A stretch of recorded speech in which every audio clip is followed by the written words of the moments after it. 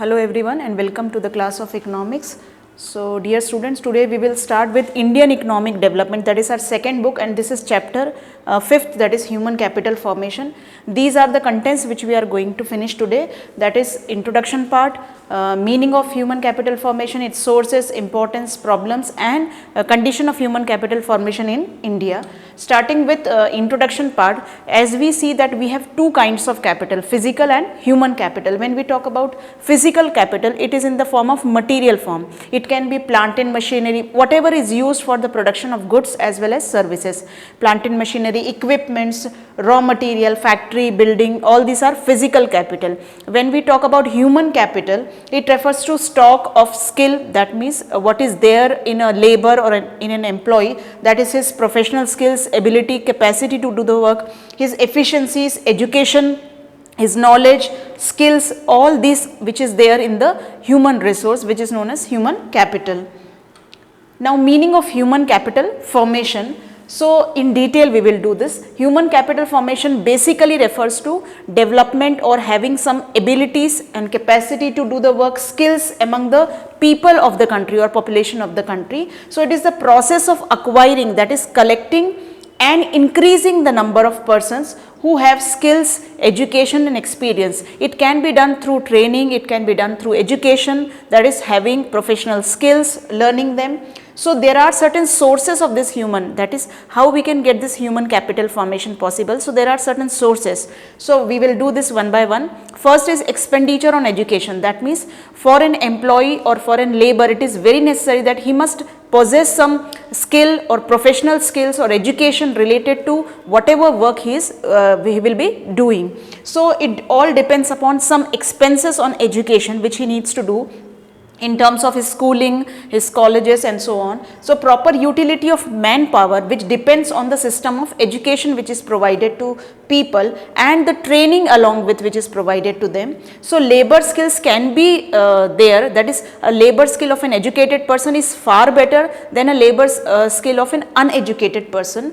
So, we can say that these labor skills which enable him to generate more income and to increase his standard of living, and he can be stable on his employment or job in comparison to an uneducated person. So, spending on education of an individual which is very important, and to spending on capital goods by companies. So, any individual who tries to invest some amount of money or expenses in acquiring education, in getting education to increase their ability, capacity and his future income and standard of living.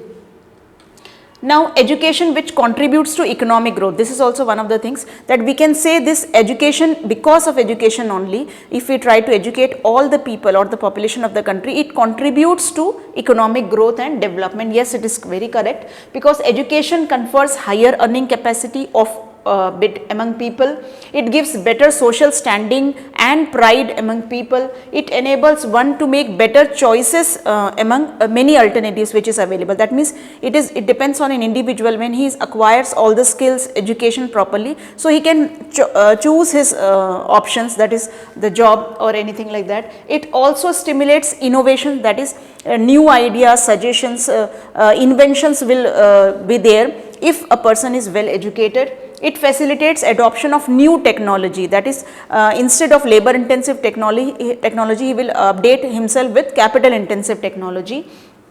Then second expenditure which he can do is on health after education. So, because we say health is wealth, a healthy labor power or a healthy employee will give much productive capacity or will have more productive capacity towards the job. Health expenditure is a source of human capital formation which directly increases the supply of healthy labor force to the firm. A poor health and undernourished or malnourished person adversely affect the quality of manpower, adversely affect the quality of his capacity, his ability, everything. So, a sick labor without access to medical facilities is compelled or forced to abstain from work, that he will not be available for the work. Why? Because he will be having ill health or he will be always suffering from some diseases. So, he will always skip from the job and there will be less productivity from his side to the job. So, therefore, expenditure on health is very important to maintain better productive labor force, and to improve the quality of people in the society. Adequate, and for this it is required to have adequate food, proper nourishment to people, along with adequate health facilities, that is sanitation facilities, and proper or good atmosphere, hygienic atmosphere at the workplace also. Now, for how we can form this health expenditure, that what can we do for having this proper health? So, the various form of health expenditure, which includes preventive medicines, that means proper vaccination should be done among all the people. Curative medicines must be available, so during illness they can take the medicines and can cure themselves. Social medicine, that is spread of health literacy. Provision of clean drinking water, good sanitation facilities, all this is required for a better health. Then third expenditure should be on the job training. That means along with better health, along with good education, there is much requirement of training, that is providing professional skills training among the people, and this kind of training can be done on the job or off the job, that is internally or externally it can be done. So, as stated, productivity of physical capital is enhanced with the improvement in human capital. Due to this reason, many firms provides this on the job training to their workers, and such training is very beneficial for them, as it increases their productivity, as increases their capacity and efficiency to do the work. It increases the skill efficiencies of the workers and leads to an increase in productivity. This on the job training may take different forms, that is workers may be trained in the firms itself under the guidance of the superiors or seniors or professional people, or workers may be sent off the job campus training. Now, fourth they can do is expenditure on migration. When we say migration, that means shifting or escaping from transforming from one place to or another place in search of better job, better prospects and good salary. So, many people who migrate from one place to another place in search of better jobs opportunities. Unemployed people from rural areas migrate to urban areas in search of jobs. Same way, technically qualified persons living in urban areas, such as professional people like engineers, doctors, they move or they shift themselves or migrate to other countries or internationally, because they may get higher salaries there, better prospects in such countries. Migration in both these cases, that is from rural to urban areas or from urban areas to other countries, both involve two kinds of expenses or cost, that is expenses on cost of transport, that is cost of transportation, expenses on transportation, and higher cost of living to such kind of migrated cities or places. Fifth can be expenditure on information, that means just like expenditure on migration and all such, we have fifth expenditure, that is on information, that is collecting proper information or having adequate information related to the labor market and other markets. So, it involves amount which is spent on finding out information about educational institution, their educational standards and cost of education of all the labor powers. For example, people want to know the level of salaries associated with various kinds of jobs, whether the educational institution provide the right type of employable skills and at what cost. So, information can be gathered or it is very necessary to make decisions regarding investment in human capital as well as for efficient utilization of the acquired human capital stocks. So, this is also required in this concern. Now, as I said that human capital and economic growth both are interrelated, both are related to each other. So, when we say this, that means a proper human capital formation or proper supply or good supply of human capital formation, which is much needed for the better growth of economic development of the country. So, economic growth means increase in real national income of the country. So, contribution of an educated person in comparison to an uneducated person is much better, far better for the economic growth of the nation. Similarly, a healthy person also contributes much better, far better to economic growth by providing uninterrupted, that is without any interruption, without any break, labor supply for a longer period of time in comparison to an unhealthy person.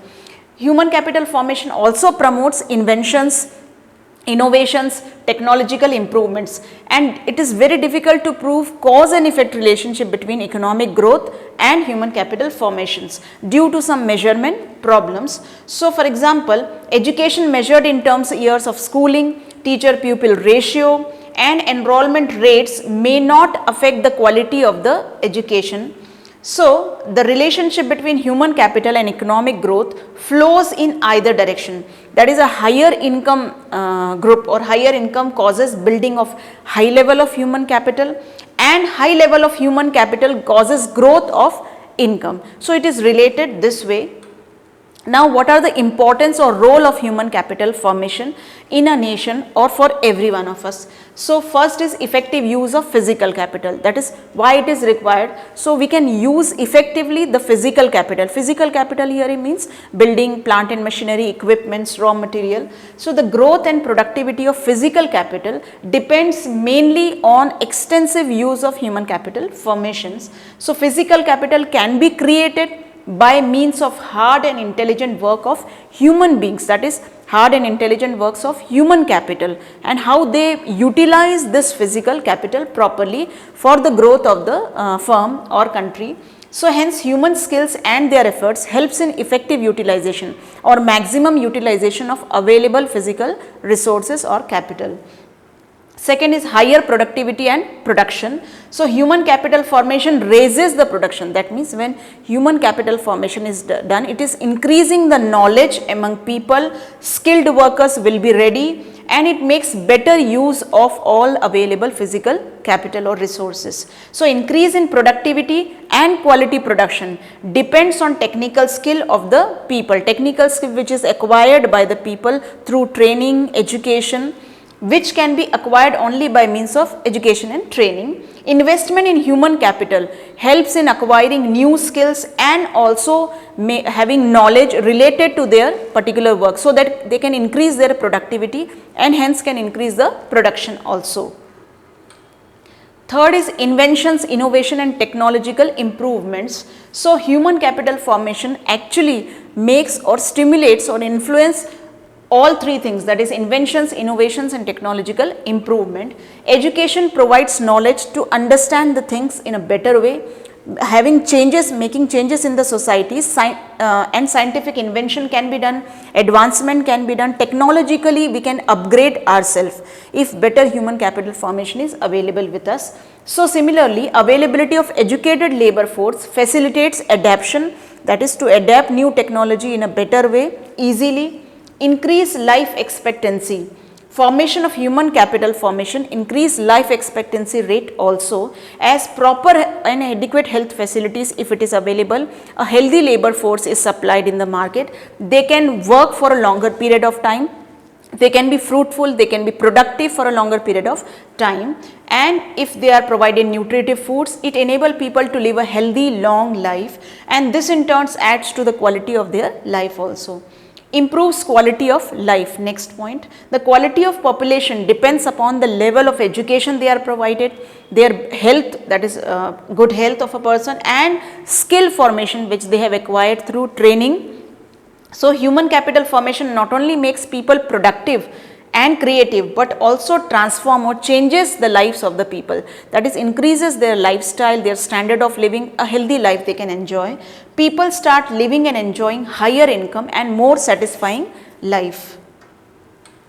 Problems of human capital formation, that means there are of course certain problems which are faced by human capital formation. First is insufficient resources, that is inadequate resources in terms of finance, which is the resources allocated in the formation of human capital have been much less than the resources which are required. That means demand is more but supply is very less in terms of that. Serious inefficiencies, there is a lot of wastage of society's resources, that is physical resources as well as human resources, as capabilities of educated people are ignored, are not used in a better way in case of employment, are underutilized in case of underemployment. Then massive illiteracy is there, non-education of many children, poor health facilities or other inefficiencies related to this which have not been attended properly, and because of this we are facing severe inefficiencies in terms of that. Third is brain drain. When we say this particular term, that is people migrate from one country to another country in search of better job prospects, good salaries, better futures. So, in which what is happening is it leads to the loss of quality people from in one countries, as they shift all these professional peoples like doctors, engineers, all they are shifting from our country to another country in search of better prospects and better job salaries. The cost of such loss of quality human capital is very high, which can be termed as a brain drain. Then fourth is high growth of population.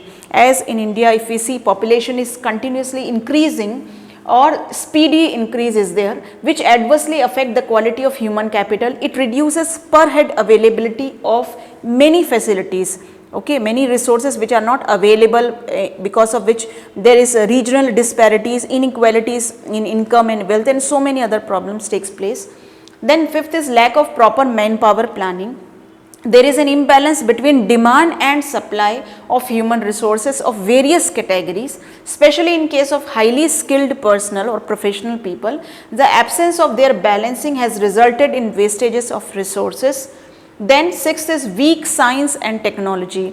As in respect of education, the performance is in particular unsatisfactory in the fields of science and technological advancement, due to which, or development of modern technology, which is actually affecting the economic growth of the nation. Now, what is the condition of human capital formation in India? We will study that. We know that ours is a federal country with a union government, state government and local governments, and municipal corporation, municipalities and village panchayats are there. So, the Constitution of India mentions the functions to be carried out by each level of government, including all this. So, accordingly, expenditure on both education and health, which is to be carried on properly simultaneously by all the three tiers of the government. Now, education and health care services create both private and social benefits among people. As a result, both private and public institutions exist in the education and health services market. Now, there is need for government intervention. Then when we talk about such kind of problems or such kind of condition of human capital formation in India, so there is a high need for government to interfere in such area. Interfere here means he should start with certain policies, certain arrangements. So, the first thing which government can do is some expenditures on education and health, so to make substantially long term impact or effect, and they cannot be easily reversed. For example, if a child is admitted to a school or health care center and required services are not provided them to ensure favorable or good health or other such educational benefits, so government intervention is required here at this particular time. Individual consumers of these services do not have complete information about the quality of services and their cost. So, the providers of education, that is the government, that is the initiative must be taken by government in terms of providing better education, health services. It may acquire monopoly power and may get involved in exploitation. So, it is high time or requirement of government to must take care in terms of providing better education in terms of equality to each and every people in the nation. Not only education but health, training and other such aspect must be covered. Thank you. This much only. We will meet again in next video.